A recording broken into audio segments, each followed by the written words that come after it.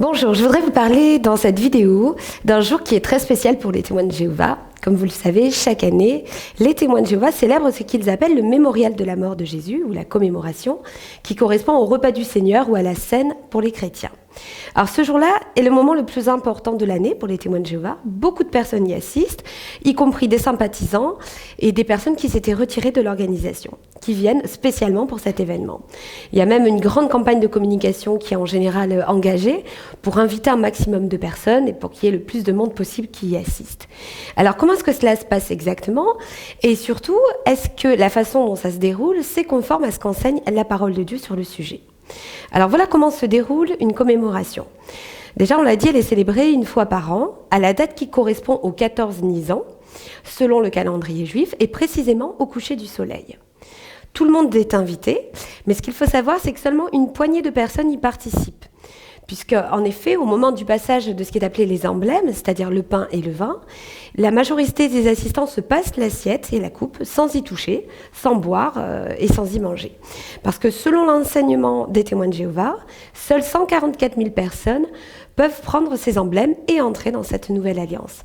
Quant à tous les autres, donc là en l'occurrence, c'est-à-dire des millions de personnes, eh bien ils n'entrent pas dans cette nouvelle alliance, et pour reprendre les termes d'une tour de garde, en fait ils bénéficient simplement des bénédictions qui en découlent. Alors voyons à présent ce qu'enseigne la Bible à ce sujet. Que représente la scène dans la Bible? Je vous propose que l'on revienne au moment où Jésus l'a instituée. Donc en Matthieu chapitre 26, versets 26 à 28. Il est dit, pendant qu'il mangeait, Jésus prit du pain et prononça la prière de bénédiction. Puis il le rompit et le donna aux disciples en disant, « Prenez, mangez, ceci est mon corps. » Il prit ensuite une coupe et remercia Dieu. Puis il la leur donna en disant, « Buvez-en tous, car ceci est mon sang, le sang de la nouvelle alliance, qui est versé pour beaucoup pour le pardon des péchés. » Le pain représente le corps de Christ et le vin son sang, donnés tous les deux pour le pardon de nos péchés. Donc consommer en fait ces deux aliments dans ce cadre permet d'entrer dans la nouvelle alliance. Pourquoi est-ce que c'est important? Eh bien parce qu'en fait il s'agit d'une question qui est, on pourrait dire, vitale. Jésus lui-même a dit en Jean chapitre 6, versets 53 à 56, « Si vous ne mangez pas le corps du Fils de l'homme, et si vous ne buvez pas son sang, vous n'avez pas la vie en vous-même.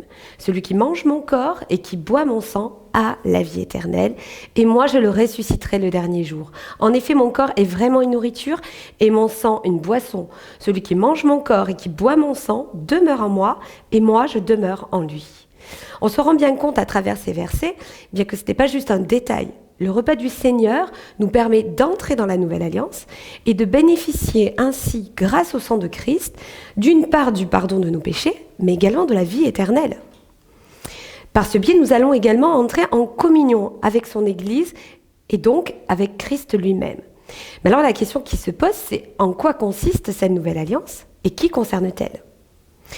Puisque nous nous souvenons que pour les témoins de Jéhovah, seules 144 000 personnes peuvent entrer dans cette alliance, tous les autres croyants, selon eux, n'y ont pas part.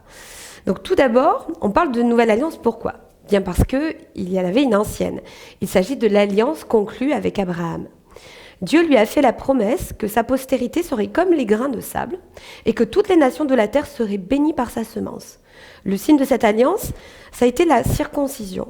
Alors dans cette alliance, le peuple israélite s'est engagé à suivre une série de lois pour faire propitiation et obtenir le pardon de leurs péchés. Cette loi allait également mettre en évidence leur état de pécheur. Paul nous explique que cette alliance devait disparaître. Il dit, en parlant d'une alliance nouvelle, le Seigneur a déclaré ancienne la première. Or, ce qui est ancien, ce qui a vieilli, est près de disparaître. Vous retrouvez ça en Hébreux chapitre 8, verset 13. Dans cette nouvelle alliance, c'est un Israël spirituel qui voit le jour.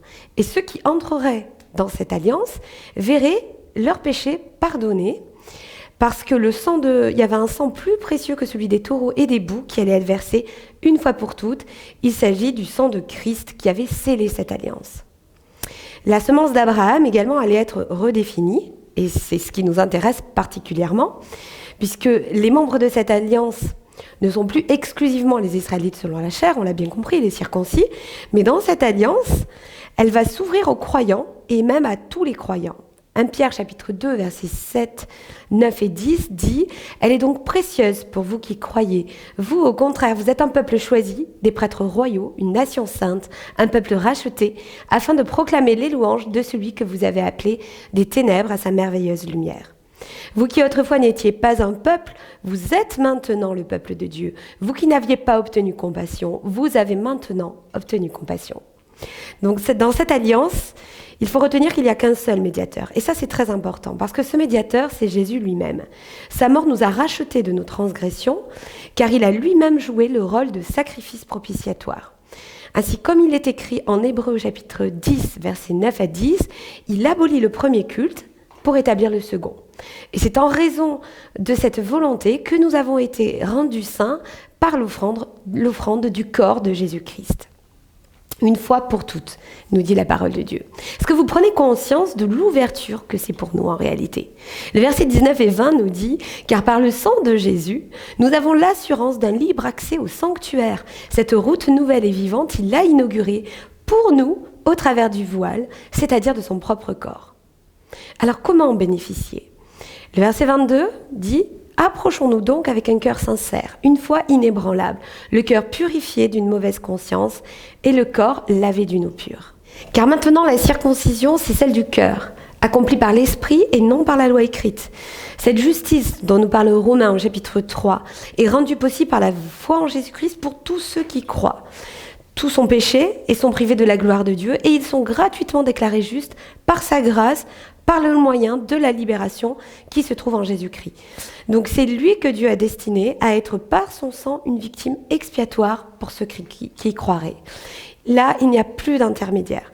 Nous ne sommes pas juste des bénéficiaires de l'alliance contractée entre Jésus et juste une poignée de croyants. Non, nous pouvons nous-mêmes entrer dans cette alliance si nous avons foi en Jésus et si nous le reconnaissons publiquement. Dans notre vie de chrétien, nous le reconnaissons publiquement de deux manières. Par notre baptême en son nom et en pleine conscience de ce que nous faisons, car le baptême est la déclaration publique de notre engagement avec Dieu. Si vous n'avez pas reçu ce baptême, vous devez le recevoir, car la Bible nous dit que le baptême est l'engagement d'une bonne conscience envers Dieu et qu'il sauve maintenant par la résurrection de Jésus-Christ. Donc cet engagement avec lui n'est que le début de notre vie chrétienne. Tout au long de celle-ci, nous allons continuer à proclamer Jésus dans notre vie, et notamment par le moyen de notre participation au repas du Seigneur, en consommant ce pain, en buvant ce vin, symbole de cette nouvelle alliance et de notre communion avec son corps. 1 Corinthiens chapitre 11, verset 26 nous dit « En effet, toutes les fois que vous mangez ce pain et que vous buvez cette coupe, vous annoncez la mort du Seigneur jusqu'à ce qu'il vienne. » Enseigner que seule une minorité peut partager ce repas est grave, car en faisant cela, il ferme la porte des cieux à des croyants. Jésus avait mis en garde les pharisiens en leur disant « Malheur à vous, parce que vous fermez la porte, vous fermez aux hommes le royaume des cieux, vous n'y entrez pas vous-même, et vous n'y laissez pas entrer ceux qui veulent entrer. » Ne nous opposons pas à l'enseignement de Christ, ne rajoutons pas des règles ou des doctrines d'hommes, prenons la parole de Dieu juste telle qu'elle est, et entrons dans cette nouvelle alliance par un baptême qui est conforme aux Écritures et par notre participation à ce repas si nous sommes déjà chrétiens.